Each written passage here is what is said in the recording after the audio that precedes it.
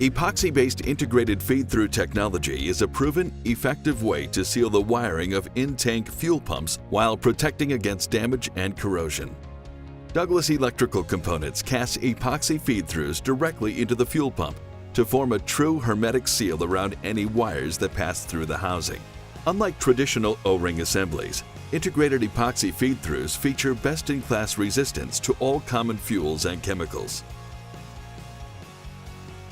We manufacture integrated epoxy feed-throughs that can withstand fuel pressures to 2,250 psi for liquid propane systems. They also do not exhibit leakage and have passed rigorous long-term testing.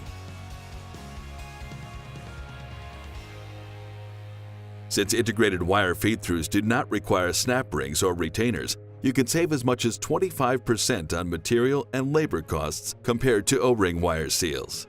And fewer parts means less potential points of failure in the assembly, making epoxy-based integrated feed-throughs ideal for high-performance applications. To learn more about incorporating feed-throughs into fuel pumps, please visit www.douglaselectrical.com.